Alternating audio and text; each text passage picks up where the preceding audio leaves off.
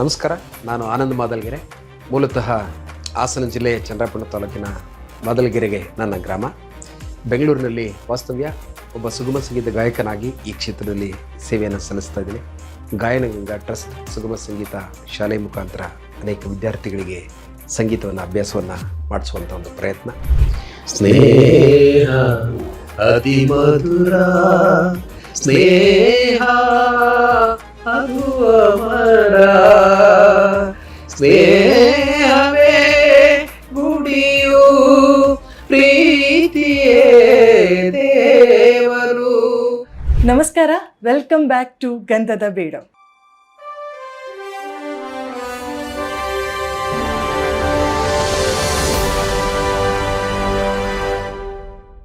ಇವತ್ತು ನಮ್ಮ ಜೊತೆಗೆ ಒಬ್ಬರು ಅದ್ಭುತ ಸುಗಮ ಸಂಗೀತ ಗಾಯಕರಿದ್ದಾರೆ. ಅದರ ಜೊತೆಗೆ ಸಾಕಷ್ಟು ಸಂಘಟನೆಯಲ್ಲಿ ಹಾಗೂ ಸಾಕಷ್ಟು ವಿದ್ಯಾರ್ಥಿಗಳ ಸಂಗೀತ ಯಾನದಲ್ಲಿ ತಮ್ಮ ಬೆಳಕನ್ನು ಚೆಲ್ಲಿದ್ದಾರೆ. ಅವರೇ ಆನಂದ್ ಮೊದಲಗೆರೆ ಅವರು. ಸರ್ ನಮಸ್ಕಾರ. ನಮಸ್ತೆ. ಕಾರ್ಯಕ್ರಮಕ್ಕೆ ಪ್ರೀತಿಯ ಸ್ವಾಗತ. ನಮಸ್ತೆ, ಎಲ್ರಿಗೂ ಕೂಡ ನಮಸ್ಕಾರ. ಹೇಗಿದ್ದೀರಾ ಸರ್? ಚೆನ್ನಾಗಿದ್ದೀನಿ ಮೇಡಮ್. ಒಂದು ಮಾತು ಕೇಳಬೇಕು ಸರ್ ನಾನು. ಏನು ಅಂತಂದರೆ, ಸಂಗೀತವನ್ನೇ ಪ್ರೊಫೆಷನ್ ಆಗಿ ತಗೊಳ್ಳುವಂಥದ್ದು ಇದೆಯಲ್ಲ, ತುಂಬ ಚಾಲೆಂಜಿಂಗ್ ಅಂತ ಅನ್ಸುತ್ತೆ ನನಗೆ. ಯಾಕೆಂತಂದರೆ ನೀವು BCom ಓದಿದ್ದೀರಾ, ಸೊ ಅದರ ನಂತರ ಉದ್ಯೋಗಕ್ಕೆ ಬರ್ತೀರಾ, ಖಾಸಗಿ ಕಂಪನಿಯಲ್ಲಿ ಕೆಲಸವನ್ನು ಮಾಡ್ತೀರಾ. ಅದಾದ ನಂತರ ಎಲ್ಲೋ ಸಂಗೀತ ನಿಮ್ಮ ಸೆಳೆತಕ್ಕೆ ಬೀಳುತ್ತೆ. ಸಂಗೀತವನ್ನೇ ಮೇಯ್ನ್ ಪ್ರೊಫೆಷನ್ ಆಗಿ ತಗೋಬೇಕು ಅಂತ ನೀವು ಯೋಚನೆ ಮಾಡ್ತೀರಾ. ಸೊ ಈ ಯೋಚನೆ ಹುಟ್ಟಿದಾಗ ಆದಂಥ ಚಾಲೆಂಜಸ್ಗಳಾಗಿರ್ಬೋದು. ಸೊ ಈ ಯೋಚನೆ ಹುಟ್ಟಿದ ಹೇಗೆ? ಖಂಡಿತ ಭಾಳ ಒಳ್ಳೆ ಪ್ರಶ್ನೆಯನ್ನು ಕೇಳಿದ್ರಿ. ಪ್ರಾರಂಭದ ದಿನಗಳಲ್ಲಿ ನನಗೆ ಸಂಗೀತನ ವೃತ್ತಿಯಾಗಿ ತಗೊಳ್ಬೇಕು ಅನ್ನೋ ದೃಷ್ಟಿಯಿಂದ ನಾನು ಹಾಡು ಶುರು ಮಾಡಲಿಲ್ಲ. ಓಕೆ. ಹಾಡು ಹುಟ್ಟಿದ್ದೇ ನಮ್ಮ ಹಳ್ಳಿಯ ರಂಗಭೂಮಿ ಸಂಪ್ರದಾಯದಿಂದ. ನನ್ನ ತಂದೆ ಕೂಡ ರಂಗಭೂಮಿ ಕಲಾವಿದರಾಗಿದ್ದರಿಂದ ಮತ್ತು ನಮ್ಮೂರಿನಲ್ಲಿ ಅನೇಕ ನಾಟಕಗಳನ್ನು ಆ ಸಂದರ್ಭಕ್ಕೆ ನಾನು ಚಿಕ್ಕವನಾಗಿದ್ದಾಗ, ಬಹುಶಃ ಮಿಡ್ಲ್ ಸ್ಕೂಲ್ ಅಭ್ಯಾಸ ಮಾಡ್ತಾ ಇದ್ದಂಥ ಸಂದರ್ಭದಲ್ಲಿ ನನ್ನ ಕಿವಿಗೆ ಬಿದ್ದಂತಹ ಆ ರಂಗಗೀತೆಗಳು ಬಹುಶಃ ಇವತ್ತಿನ ಭಾವಗೀತೆಗಳಾಗಿ ನನಗೆ ಪರಿವರ್ತನೆ ಆಗಿರ್ತಕ್ಕಂಥದ್ದು. ಅಂದರೆ ನಮ್ಮ ತಂದೆಯವರಾಗ ಹೇಳ್ತಾ ಇರೋದು, ನಾನು ಆ ನಾಟಕ ಅಭ್ಯಾಸ ಆಗ್ತಾ ಇರಬೇಕಾದ್ರೆ ಸ್ವಲ್ಪ ಇಣಿಕಿ ನೋಡೋದು ಅಥವಾ ಹೋಗಿ ನಾಟಕ ನೋಡೋದು ಇದನ್ನೆಲ್ಲ ಮಾಡ್ತಾ ಇದ್ರು. ಅದು ನನ್ನ ತಂದೆಗೆ ಇಷ್ಟ ಆಗ್ತಿರ್ಲಿಲ್ಲ. ಅದು ಕಾರಣ, ಇವರು ಇದೇ ಥರ ರಂಗಭೂಮಿ ರೈತರ ಕೆಲಸ ಮಾಡ್ಕೊಂಡು ಕೂತ್ಕೊಂಡ್ರೆ ಇವನು ವಿದ್ಯಾಭ್ಯಾಸ ಮಾಡೋದಿಲ್ಲ. ಸೊ ನಮ್ಮ ಮನೆಯಲ್ಲಿ ಅಟ್ಲೀಸ್ಟ್ ಯಾರಾದರೂ ಒಬ್ರು ವಿದ್ಯಾವಂತರಾಗಲಿ, ಕನಿಷ್ಠ ಒಂದು ಪದವಿಯನ್ನಾದರೂ ಪಡೀಲಿ ಅನ್ನೋದು ಒಂದು ಆಸೆ ಅವ್ರದ್ದಾಗಿತ್ತು. ಆ ಕಾರಣಕ್ಕಾಗಿ ಅವರು ನನ್ನನ್ನು ತಡಿತಾ ಇದ್ರು. ಬಟ್ ನಾನು ಅದನ್ನ ಆಸಕ್ತಿ ಅನ್ನೋದು ಹುಚ್ಚು ಎಳ್ಕೊಂಡು ಹೋಗ್ತಾ ಇತ್ತು. ಹೇಗೋ ಅದನ್ನ ಕೇಳಿಸ್ಕೊಳ್ತಾ ಇದ್ದೆ. ಮತ್ತೆ ನಮ್ಮ ತೋಟಗಳಲ್ಲಿ ಹೊಲಗಳಲ್ಲಿ ಹೋಗ್ಬೇಕಾದ್ರೆ, ಮೂಲತಃ ಇವತ್ತು ನಾನು ನಿಮ್ಮ ಮುಂದೆ ಕೂತ್ಕೊಂಡು ಮಾತಾಡ್ತಾ ಇದ್ದೀನಿ ಅಂದ್ರೆ ನನ್ನ ಹುಟ್ಟು ರೈತ ಕುಟುಂಬ, ತೋಟ, ಹೊಲ ಗದ್ದೆಗಳು. ಆ ಹೊಲ ಗದ್ದೆಗಳಲ್ಲಿ ಕಂಡಂತಹ ಆ ಒಂದು ಸುವಾಸನೆ ಏನಿದೆಯಲ್ಲ, ಇವತ್ತು ನಮಗೆ ಈ ರೀತಿಯಾದ ಒಂದು ಬೆಳವಣಿಗೆಗೆ ಕಾರಣ ಆಗಿದೆ ಅಂತ ಹೇಳಲಿಕ್ಕೆ ಇಷ್ಟಪಡ್ತೇನೆ. ಅದಾದ ನಂತರ ಬಹುಶಃ ನಮ್ಮ ತಂದೆಯವರು ನನ್ನನ್ನು ಇಲ್ಲೇ ಇದ್ದರೆ ಇವನು ಇದೇ ಥರ ನಾಟಕ ಮತ್ತು ಜಮೀನು ಹೊತ್ಕೊಂಡು ಇಲ್ಲೇ ಇರ್ತಾನೆ ಅಂತ ಹೇಳ್ಬಿಟ್ಟು ಚುಂಚನಗಿರಿ ಮಠಕ್ಕೆ ಹೆಚ್ಚಿನ ವಿದ್ಯಾಭ್ಯಾಸಕ್ಕೆ ಹೈಸ್ಕೂಲ್ಗೆ ಅಲ್ಲಿಗೆ ಸೇರಿಸಿದ್ರು. ಅಲ್ಲಿ ಚುಂಚನಗಿರಿ ಮಠಕ್ಕೆ ಹೋದ ಮೇಲೆ ಸ್ವಾಮೀಜಿಯವರ ಸಾಮೀಪ್ಯದಲ್ಲಿ ನನಗೆ ಬಹುಶಃ ನನ್ನ ಬದುಕು ಬದಲಾವಣೆಯನ್ನು ಕಂಡುಕೊಳ್ಳಿಕ್ಕೆ ಶುರುವಾಯಿತು. ಅಂದರೆ ನಾನು ಅಂದ್ಕೊಂಡಿದ್ದೆ ಒಂದು, ಅದಾಗ್ಲಿಕ್ಕೆ ಶುರುವಾಗಿದ್ದೆ ಒಂದು. ಅಲ್ಲಿ ಪ್ರಾರಂಭ ದಿನಗಳಲ್ಲಿ ಮಕ್ಕಳಿಗೆ ಸಾಂಸ್ಕೃತಿಕವಾಗಿ ಅನೇಕ ಪ್ರೋತ್ಸಾಹವನ್ನು ನೀಡ್ತಾ ಇದ್ರು. ಸ್ಪರ್ಧೆಗಳನ್ನ ಮಾಡುವಂಥದ್ದು, ಬಹುಮಾನ ಪಡೆದಂಥವ್ರಿಗೆ ಬಹುಮಾನ ಕೊಡುವಂಥದ್ದು. ಆಮೇಲೆ ಅಲ್ಲಿ ಚೆನ್ನಾಗಿ ಇದ್ದಂಥ ಪ್ರತಿಭೆಗಳನ್ನ ಆಯ್ಕೆ ಮಾಡಿ ಪ್ರತಿ ವರ್ಷ ಅಲ್ಲಿ ಒಂದು ನಾಟಕ ನಡೀತಾ ಇತ್ತು. ಅಂದರೆ ಹೈಸ್ಕೂಲ್ನ ಟೀಚರ್ಸು ಮತ್ತು ಕಾಲೇಜ್ ಲೆಕ್ಚರರ್ಸ್ಗಳು ಅವ್ರ ಜೊತೆ ಬಾಲನಟರಾಗಿ ಸೇರಿಸ್ಕೊಳ್ಳುವಂಥದ್ದು. ನನ್ನ ಅದೃಷ್ಟ ಓದ ಮೊದಲನೇ ವರ್ಷದಿಂದನೇ ನನಗೆ ಆ ಎಲ್ಲ ಹಿರಿಯರ ಜೊತೆ ಬಾಲನಟನಾಗಿ ಮಾಡ್ಲಿಕ್ಕೆ ಅವಕಾಶ ಸಿಕ್ತು. ಸೊ ಹಂಗಾಗಿ ಅಲ್ಲಿ ಸತ್ಯಹರಿಚನ ನಾಟಕದಲ್ಲಿ ಲೋಹಿತಾಶಿನ ಪಾತ್ರ ಮಾಡಿದ್ದೆ. ಆಮೇಲೆ ಜರಾಸಂಧ ನಾಟಕದಲ್ಲಿ ಜರಾಸಂಧನ ಹೆಂಡತಿ ಪಾತ್ರ ಮಾಡಿದ್ದೆ. ಸೊ ಹೀಗೆ ಅಲ್ಲಿಂದ ನನ್ನ ರಂಗಭೂಮಿ ಮತ್ತೆ ಗಾಯನ ಎರಡೂ ಶುರು ಆಯಿತು. ಆ ಹೈಸ್ಕೂಲಲ್ಲಿ ಕೂಡ ನಾನು ಮರಳಿ ರೈತನಾಗಿ ಊರಿಗೆ ಹೋಗ್ಬೇಕು ಅನ್ನೋ ಪರಿಕಲ್ಪನೆಯಲ್ಲೇ ವಿದ್ಯಾಭ್ಯಾಸ ಮಾಡಿದೆ. ಆದರೂ ಹೇಗೋ SLC ಅಂತ ಪಾಸ್ ಆಯಿತು. ಪಾಸ್ ಆಗಿದ್ದೆ ತಡ ಅಷ್ಟೊತ್ತಿಗಾಗಲೇ ನನ್ನ ಅಕ್ಕ ಮತ್ತು ನನ್ನ ಅಣ್ಣ ಬೆಂಗಳೂರಿನಲ್ಲಿದ್ದರು. ಅವರಿಬ್ಬರ ಒತ್ತಾಯದ ಮೇರೆಗೆ, ವಿಶೇಷವಾಗಿ ನನ್ನ ಅಣ್ಣ ನೀನು ಇಲ್ಲಿ ಬರಲೇಬೇಕು ವಿದ್ಯಾಭ್ಯಾಸಕ್ಕೆ ಅಂತೇಳಿ ಬಲವಂತ ಮಾಡಿದ್ರಿಂದ ನಾನು ಬೆಂಗಳೂರು ಕಡೆ ಬಂದೆ. ಇಲ್ಲಿ ಬಂದು PS ಕಾಲೇಜಲ್ಲಿ, ಪ್ರತಿಷ್ಠಿತ PS ಕಾಲೇಜಿನಲ್ಲಿ ಅವಕಾಶ ಸಿಕ್ತು. ಅಲ್ಲಿ ಕಾಮರ್ಸ್ ತೊಗೊಂಡೆ. BCom ವಿದ್ಯಾಭ್ಯಾಸ ಕೂಡ ಆಯಿತು. ಹಾಗೆ ಅಲ್ಲೂ ಕೂಡ ನನಗೆ ಇಂಟರ್ ಕಾಲೇಜಿಯೇಟ್ ಕಾಂಪಿಟೇಷನಲ್ಲಿ ಹಾಡ್ಲಿಕ್ಕೆ ಅವಕಾಶ ಮಾಡಿಕೊಟ್ರು. ಎಲ್ಲಿ ಹೋದರೂ ಕೂಡ ಬಹುಮಾನ ತರ್ತಾ ಇದ್ವಿ. ಕಾಲೇಜಲ್ಲಿ ಇವತ್ತು ಕೂಡ ಒಂದು ರೋಲಿಂಗ್ ಶೀಟ್ ಇದೆ. ಸೊ ಹಾಗಾಗಿ ಆ ಒಂದು ಪ್ರತಿಭೆ ಮುಂದುವರಿತಾನೆ ಬಂತು. ಸಂಗೀತ ತರಬೇತಿ ಹಾಗಾದ್ರೆ ಬಾಲ್ಯದಲ್ಲಿ ನೀವು ಕಲೀಲಿಕ್ಕೆ ಹೋಗಿರ್ಲಿಲ್ವಾ ಅಥವಾ? ಖಂಡಿತ ಇಲ್ಲ. ಇಲ್ಲ. ಸಂಗೀತ ಅಂದ್ರೆ ಗೊತ್ತಿಲ್ಲ. ಹಾಡ್ತಾ ಇದ್ದಿದ್ದು ಹಾಡು ಅನ್ನೋದು ಬಿಟ್ರೆ ಸಂಗೀತ ಅಂದ್ರೆ ಏನು, ಸಂಗೀತದ ಮೂಲ ಏನು ಅನ್ನೋದೇ ನನಗೆ ಅರಿವಿರ್ಲಿಲ್ಲ. ಅದನ್ನೇ ನಾನು ಹೇಳಿಕೊಂಡೆ ಈಗ ನಿಮಗೆ. ಇವಾಗ ಏನಂತಂದ್ರೆ ಕಾಲೇಜಿನಲ್ಲಿ ಮುಗೀತು, ಕಾಲೇಜು ಕೂಡ ಮುಗೀತು. ಅದಾದ ನಂತರ ಕೂಡ ಬದುಕಿಗೋಸ್ಕರ ಕುಟುಂಬದ ನಿರ್ವಹಣೆಗೋಸ್ಕರ ನಾನು ವೃತ್ತಿಗೆ ಸೇರ್ಕೊಳ್ಬೇಕಾದಂತು. ಒಂದು ಖಾಸಗಿ ಕಂಪನಿಯಲ್ಲಿ ನೈಸರ್ ಎಲೆಕ್ಟ್ರಿಕಲ್ಸ್ ಲಿಮಿಟೆಡ್ ಅಂತ, ಅಲ್ಲಿ ನಾನು ಒಬ್ಬ ಅಕೌಂಟೆಂಟ್ ಆಗಿ ಸೇರ್ಕೊಂಡೆ. ಅಲ್ಲಿ ಕಾರ್ಯಕ್ರಮದ ಅಥವಾ ಕೆಲಸಗಳ ಒತ್ತಡ ಜಾಸ್ತಿ ಇತ್ತು. ಆ ಒತ್ತಡದ ನಿವಾರಣೆಗಾಗಿ ನಾನು ಅಲ್ಲಿ ನಮ್ಮ ಹೋಗಿ ಬರೋ ರಸ್ತೆನಲ್ಲೇ ಅದು ಬಸವನಗುಡಿಯಲ್ಲಿ ನಮ್ಮ ಸಂಗೀತ ಗಂಗಾ, ಆ ಕಾಲಕ್ಕೆ ಜಿ ವಿ ಅತ್ರಿ ಅವರ ಹೆಸರು ಬಹಳ ಸುಪ್ರಸಿದ್ಧವಾದಂತಹ ಹೆಸರು. ಅವರು ಪಿ ವಿ ಶ್ರೀನಿವಾಸ್ ದನಿಯಲ್ಲಿ ಹಾಡ್ತಾ ಇದ್ರು. ಅಷ್ಟೇ ಸಮಾನಾಂತರವಾಗಿ ಸುಗಮ ಸಂಗೀತ ಕ್ಷೇತ್ರದಲ್ಲಿ ಒಬ್ಬ ಸಂಗೀತ ಸಂಯೋಜಕನಾಗಿ ಗಾಯಕನಾಗಿ ಒಳ್ಳೆ ಹೆಸರು ಮಾಡಿದ್ರು. ನಾನು ಅವರಲ್ಲಿ ಸಂಗೀತ ಕಲಿಬೇಕು ಅಂತ ಹೇಳಿ ಸೇರ್ಕೊಂಡೆ. ಸಂಗೀತ ಕಲಿಬೇಕು ಅನ್ನೋದಕ್ಕಿಂತ ಹೆಚ್ಚಾಗಿ ಈ ಕೆಲಸದ ಒತ್ತಡವನ್ನು ಮರಿಲಿಕ್ಕೋಸ್ಕರ ಒಂದು ಹಾಡುಗಾರಿಕೆ ಹುಚ್ಚಿತ್ತಲ್ಲ, ಹಾಡು ಕಲಿಯೋಣ ಮತ್ತಷ್ಟು ಅಂತ ಹೇಳಿ ಸೇರ್ಕೊಂಡೆ. ಅಲ್ಲಿಯೂ ಕೂಡ ಹಾಡ್ತಾ ಹಾಡ್ತಾ ಹಾಡ್ತಾ ನಮಗೆ ಅತ್ರಿಯವರು, ನಮ್ಮ ಗುರುಗಳು ಬಹಳ ಪ್ರೋತ್ಸಾಹವನ್ನ ಕೊಡ್ಲಿಕ್ಕೆ ಶುರು ಮಾಡಿದ್ರು. ಅದಾದ ನಂತರ ನನಗೆ ಅನಿಸ್ಲಿಕ್ಕೆ ಶುರುವಾಯ್ತು, ಸಂಗೀತ ಅಂದ್ರೆ ಇನ್ನೂ ಬೇರೆನೇ ಲೋಕ ಇದೆಯಲ್ಲ.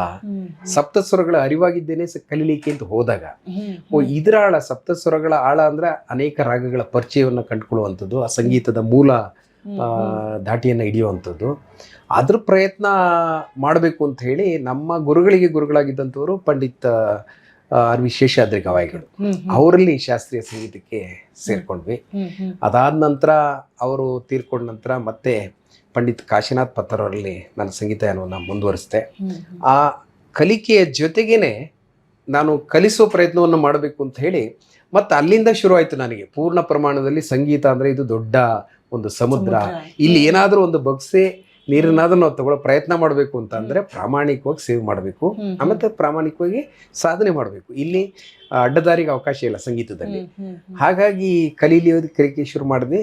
ಆಮೇಲೆ ನನಗೆ ಅನ್ನಿಸ್ತು ಇದು ಮುಗಿದೇ ಇರೋ ಕತೆ, ಸಂಗೀತದಲ್ಲಿ ನಾನು ಪೂರ್ಣ ಪ್ರಮಾಣದಲ್ಲಿ ಕಲಿತು ಆಮೇಲೆ ನಾನು ಏನಾದರೂ ಮಾಡ್ತೀನಿ ಅಂತಂದರೆ ಈ ಜನ್ಮದಲ್ಲೇ ಸಾಧ್ಯ ಇಲ್ಲ.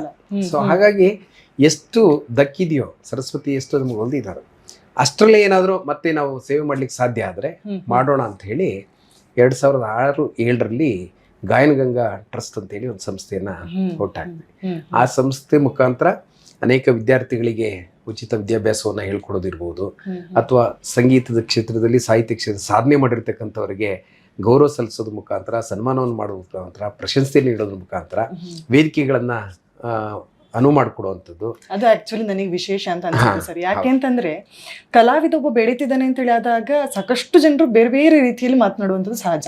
ಯಾಕೆಂತಂದ್ರೆ ಈಗ ಕಾಂಪಿಟೇಷನ್ ಅನ್ನುವಂಥದ್ದು ಈಗ ಸ್ಟಾರ್ಟ್ ಆದ ನಂತರ ಪ್ರತಿಯೊಂದರಲ್ಲೂ ಕಾಂಪಿಟೇಷನ್ ಇದೆ.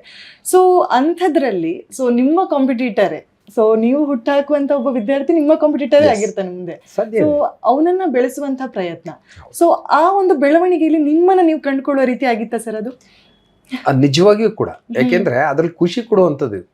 ಇನ್ನೊಬ್ಬ ನಮ್ಮ ಶಿಷ್ಯ ಅಥವಾ ನಮ್ಮ ಶಿಷ್ಯರು ಬೆಳೀತಾ ಇದ್ದಾರೆ ಅಂತೇಳಿ ಅಸೂಯೆ ಪಡೋದಕ್ಕಿಂತ ಅದ್ರಲ್ಲಿ ಖುಷಿ ಪಡೋದೇ ಒಂದು ದೊಡ್ಡ ಗುಣ ಅಂತ ಹೇಳಿ ನಾನು ಭಾವಿಸ್ಕೊಂಡಿದ್ದೇನೆ. ಯಾಕೆಂದ್ರೆ ಕ್ಷೇತ್ರ ಬೆಳಿಬೇಕು, ಕ್ಷೇತ್ರ ನಾವು ಅಲ್ಲಿ ಇರ್ತಕ್ಕಂಥ ಸುಪ್ತವಾಗಿ ಅಡಗಿರ್ತಕ್ಕಂಥ ಪ್ರತಿಭೆನ ಯಾರಿಂದಲೂ ಕೂಡ ತಡೆಯಕ್ಕೆ ಸಾಧ್ಯ ಇಲ್ಲ. ಒಬ್ಬ ಗುರುವಾಗಿ ಅವನಿಗೆ ನಮ್ಮಲ್ಲಿರ್ತಕ್ಕಂಥ ಒಂದು ಸಣ್ಣ ವಿದ್ಯೆಯನ್ನು ದಾರಿ ಇರಬಹುದು, ಅಥವಾ ಗುರುಗಳಿಂದ ನಾವು ವಿದ್ಯಾದಾನವನ್ನು ಪಡ್ಕೊಳ್ಬಹುದು.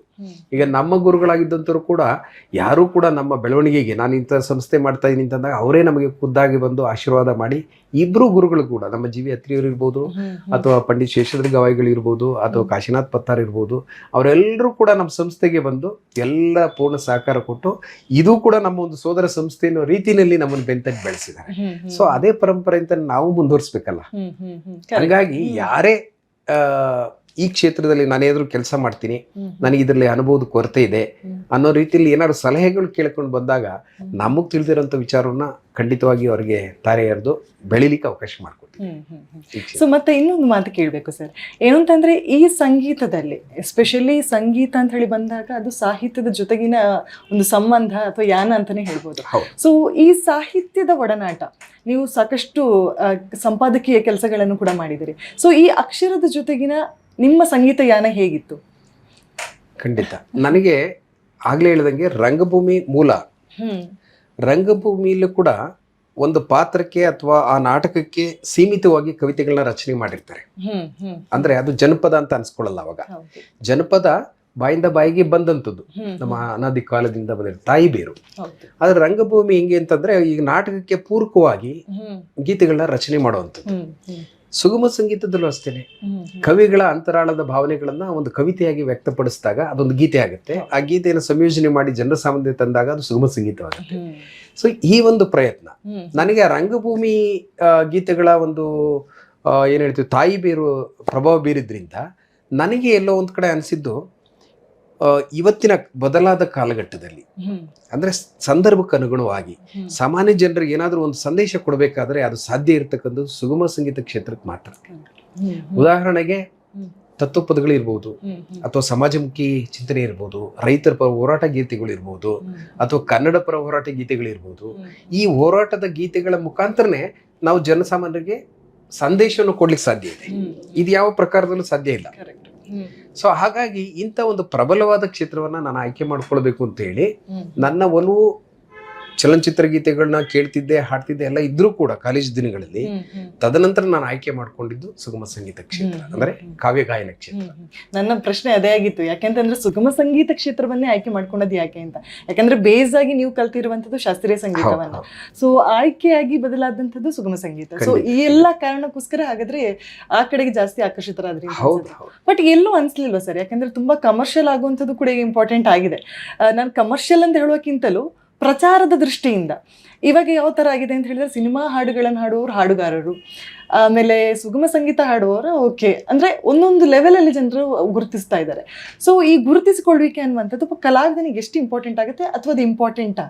ಇಲ್ಲ, ನೀವು ತುಂಬಾ ಸಾಂದರ್ಭಿಕವಾದ ಪ್ರಶ್ನೆ ಕೇಳಿದ್ರಿ. ಇವತ್ತು ನಡೀತಾ ಇರ್ತಕ್ಕಂಥ ಕಾಲಘಟ್ಟದಲ್ಲಿ ಬರೀ ಶೋಪೆ ಒಂದು ಸಂಗೀತ ಆಗ್ಬಿಟ್ಟಿದೆ. ನಿಜವಾದ ಸಂಗೀತ, ಶಾಸ್ತ್ರೀಯ ಸಂಗೀತವಾಗ್ಲಿ, ನಮ್ಮ ಜನಪದವಾಗ್ಲಿ ಅಥವಾ ಸುಗಮ ಸಂಗೀತವಾಗ್ಲಿ ಇವತ್ತು ಪ್ರಜ್ವಲಿಸ್ತಾ ಇಲ್ಲ. ಯಾವುದೋ ಸಂದರ್ಭಕ್ಕೆ, ಯಾವುದೋ ಒಂದು ಚಿತ್ರಕ್ಕೆ ಬರೆದ ಒಂದು ಕ್ಷಣಿಕ ಗೀತೆ ಇವತ್ತು ಅಬ್ಬರದ ಸಂಗೀತವಾಗಿ ಅದೇ ಜನಗಳಿಗೆ ಹೆಚ್ಚು ಪ್ರಕಾಶಮಾನ ಬೆಳಗ್ತಾ ಇದೆ.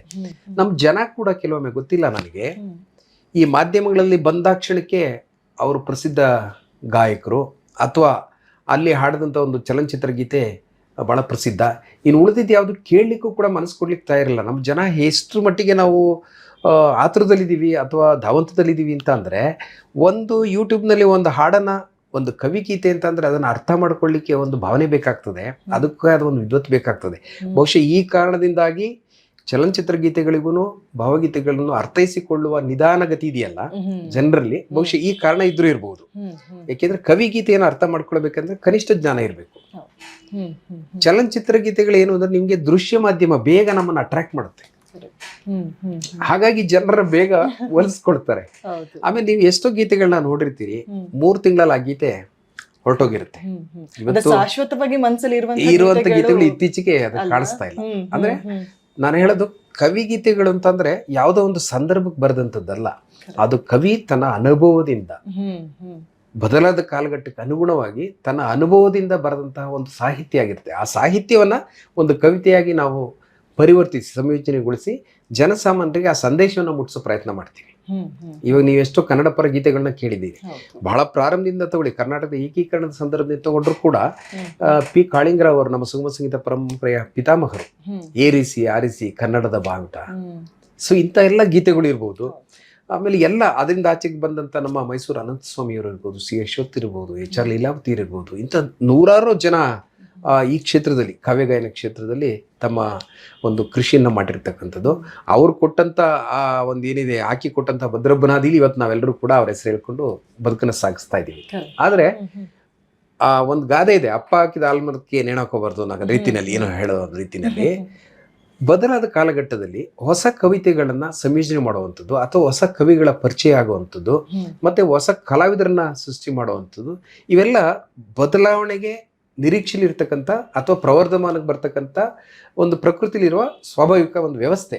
ಈ ವ್ಯವಸ್ಥೆಗೆ ನಾವು ಅಂಟುಕೊಂಡು ಬದಲಾದಂತೆ ನಾವು ಹೋಗ್ತಾ ಇರಬೇಕೇ ಹೊರತು ಹಳೆಯ ಹಾಡುಗಳನ್ನೇ ಒಂದು 10 ಹಾಡುಗಳನ್ನ ಇಟ್ಕೊಂಡು ಪದೇ ಪದೇ ನಾವು ಹಾಡ್ತಾ ಇದ್ದೀವಿ ಅಂತ ಅಂದರೆ ಅದು ಎಲ್ಲೋ ಒಂದು ಕಡೆ ನಿಂತ ನೀರಾಗ್ಬಿಡುತ್ತೆ. ಸೊ ಬೆಳವಣಿಗೆ ಕಾಣಬೇಕು ಅಂತ ಅಂದರೆ ಹೊಸ ಕವಿಗಳು, ಹೊಸ ಕವಿತೆಗಳು ಈ ಥರದ್ದು ಬರಬೇಕಾಗತ್ತೆ. ಇದಕ್ಕೆ ಸಾಧ್ಯತೆ ಇರತಕ್ಕಂಥದ್ದು ನಮ್ಮ ಸುಗಮ ಸಂಗೀತ ಕ್ಷೇತ್ರದಲ್ಲಿ. ಸಂಯೋಜನೆ ಯಾವಾಗ ಶುರು ಆಯ್ತು ಸರ್? ಯಾಕೆಂತಂದ್ರೆ ಮೊದಲು ಗಾಯಕರಾಗಿ ನೀವು ನಿಮ್ಮನ್ನ ಪರಿಚಯಿಸಲಿಕ್ಕೆ ಶುರು ಮಾಡಿದ್ದು, ಸೊ ಆನಂತರ ಡೈರೆಕ್ಷನ್ ಮಾಡಕ್ ಸ್ಟಾರ್ಟ್ ಮಾಡ್ತೀರಾ. ಸೊ ಇದು ಯಾವಾಗ ಕಲ್ಪನೆ ಹುಟ್ಟಿದೆ ಇದನ್ನು ಮಾಡಬಹುದು? ಸಂಯೋಜನೆಗೆ ಬಹುಶಃ ಒಂದಷ್ಟು ಸಮಯ ಬೇಕಾಗ್ತದೆ, ಅಂದ್ರೆ ಅನುಭವ ಬೇಕಾಗ್ತದೆ. ಸಂಯೋಜನೆ ಅದು ಹೆಂಗೆ ಅಂತಂದ್ರೆ ಇದೊಂಥರ ಸ್ಫೂರ್ತಿ, ಇನ್ಸ್ಪಿರೇಷನ್. ಅದನ್ನ ನೀವು ಯಾವುದೋ ಒಂದು ರಾಗ ಇಟ್ಕೊಂಡು ಸಂಯೋಜನೆ ಮಾಡ್ತೀರಿ ಅಂದ್ರೆ ಕವಿಗೀತೆಗಳಿಗೆ ಅದು ಸೂಕ್ತ ಆಗೋದಿಲ್ಲ. ಕವಿಗೀತೆಯನ್ನ ಮೊದಲು ಅರ್ಥೈಸ್ಕೊಳ್ಬೇಕು. ಕವಿ ಏನೇನೋ ಹೇಳಲಿಕ್ಕೆ ಹೊರಟಿದ್ದಾರೆ, ಕವಿಯ ಭಾವನೆ ಏನು, ಅಂತರಂಗದ ಭಾವನೆ ಏನು, ಅದರಲ್ಲಿ ಏನು ಸತ್ವವಾಗಿದೆ, ಅದು ಪ್ರೀತಿ ಗೀತೆನಾ, ಪ್ರೇಮ ಗೀತೆನಾ, ಅಥವಾ ಸಮಾಜಕ್ಕೆ ಒಂದು ಸಂದೇಶವನ್ನು ಕೊಡುವಂಥ ಗೀತೆನಾ, ಈ ರೀತಿಯಾದ ಒಂದು ಕವಿತೆಯನ್ನು ಅರ್ಥೈಸ್ಕೊಂಡು ಆ ಕವಿತೆಯಲ್ಲಿ ಇರ್ತಕ್ಕಂಥ ಭಾವನೆಗಳನ್ನು ನಾವೊಂದು ಸ್ವರ ಸಂಯೋಜನೆ ಮುಖಾಂತರ ಜನಸಾಮಾನ್ಯರಿಗೆ ಮುಟ್ಟಿಸ್ಬೇಕಾಗತ್ತೆ. ಅಲ್ಲಿ ರಾಗ ಪ್ರಧಾನ ಆಗೋದಿಲ್ಲ. ಸಂಗೀತ ಒಂದು ಪೂರಕ ಅಷ್ಟೇ, ಸಾಹಿತ್ಯವೇ ಇಲ್ಲಿ ಪ್ರಧಾನ. ಸೊ ಹಾಗಾಗಿ ಇದು ನಾನು ಹೇಳ್ದಂಗೆ ಪ್ರಾರಂಭದಿಂದ ನಾನು ಹಾಡಿಕೊಂಡು ಕೇಳಿಕೊಂಡು ಸಾಹಿತ್ಯ ವಲಯದಲ್ಲಿ ನಾನು ಬಹಳಷ್ಟು ಭಾಷಣಗಳನ್ನ ಕೇಳಿರ್ತಕ್ಕಂಥದ್ದು. ಮೊದಲು ನಾನು ಒಬ್ಬ ಒಳ್ಳೆ ಕೇಳುಗನಾಗಿದ್ದೆ. ಬಹುಶಃ ಅದೇ ಇವತ್ತು ನನ್ನನ್ನು ಹಾಡುಗಾರನಾಗಿ ಮಾಡಿದೆ ಅಥವಾ ಒಬ್ಬ ಸಂಯೋಜಕನಾಗಿ ಮಾಡಿದೆ. ಸೊ ಹಾಗಾಗಿ ಆ ಅನುಭವದ ಹಿನ್ನೆಲೆಯಲ್ಲಿ ನಾನು ಒಂದಷ್ಟು ಸಂಯೋಜಕನ ಆಗಬೇಕು ಅಂತ ನಾನು ಮಾಡಿದ್ದೆಲ್ಲ. ಒಬ್ಬರು ನಮ್ಮ ಕೆಲವರು ಕವಿ ಗೆಳೆಯರು ಅಥವಾ ಬೇರೆ ಬೇರೆ, ಸರ್ ಇದೊಂದು ಹಾಡನ್ನ ನೀವು ಹಾಡ್ಬೋದಾ ಅಂದಾಗ, ಹಾಡೋದು ಹೇಗೆ, ಎಲ್ಲಾರು ಇದ್ರೆ ಹಾಡನ್ನ ಕೇಳಿ ಹಾಡ್ಬೋದು. ಆಗ ನಾನು ಅದನ್ನ ನನ್ನದೇ ಆದ ದಾಟಿಯಲ್ಲಿ ಮೊದಲ ಸಂಯೋಜಿಸಿದ ಯಾವುದು ಸರ್, ನೆನಪಿದ್ಯಾ? ಹಾಗೆ ನೋಡಿದ್ರೆ ಮೊದಲು ನಾನು ಸಂಯೋಜನೆ ಮಾಡಿದ್ದು ನಮ್ಮ ಡಾಕ್ಟರ್ ದೊಡ್ಡರಂಗೇಗೌಡರದು ಕೈಲಿ ಒಂದು ಭಕ್ತಿ ಗೀತೆಗಳನ್ನ ಬರ್ಸಿದ್ದೆ, ಮಲೆಯ ಮಾದಪ್ಪ. ನೆನಪಿದ್ರೆ ಒಂದು 2 ಸಾಲುಗಳು. ಖಂಡಿತ. ಅದು ಮಲೆ ಮಲೆಯ ಒಡೆಯ ಮಾದಪ್ಪ, ನೀ ನಮ್ಮನು ಬಂದು ಕಾಯಪ್ಪ, ಮಲೆ ಮಲೆಯ ಒಡೆಯ ಮಾದಪ್ಪ, ನೀ ನಮ್ಮನು ಬಂದು ಕಾಯಪ್ಪ. ಈ ಥರದ್ದು ಒಂದು 10 ಗೀತೆಗಳನ್ನ ಅವ್ರ ಕಡೆ ಬರ್ಸಿದ್ರು. ಯಾವುದೋ ಒಂದು ನನಗೆ ಮೊದಲನೇದು ನಮ್ಮ ಮನೆ ದೇವರು ಮಲೆಯ ಮಾದೇಶ್ವರ, ಮೊದಲನೇದು ಸಂಯೋಜನೆ ಮಾಡ್ಲಿಕ್ಕೆ ಅಂತ ಹೊರಟಿದ್ದೀನಿ. ಮಾದಪ್ಪನ ಗೀತೆಯನ್ನ ಸಂಯೋಜನೆ ಮಾಡಬೇಕು ಅನ್ನೋ ಕಾರಣಕ್ಕೋಸ್ಕರ ಅದು ಸಂಯೋಜನೆ ಮಾಡಿದ್ವಿ. ಅದರ ಸಾಹಿತ್ಯ ನಾನು ಮುಂದಿನ ಅದನ್ನ ಪ್ರಸ್ತುತಪಡಿಸ್ತೇನೆ. ಅದಾದ ನಂತರ ಭಾವಗೀತೆಗಳಿಗೆ ಪ್ರವೇಶ ಮಾಡ್ಕೊಳ್ಳಿಕ್ಕೆ ಶುರು ಮಾಡಿದ್ವಿ.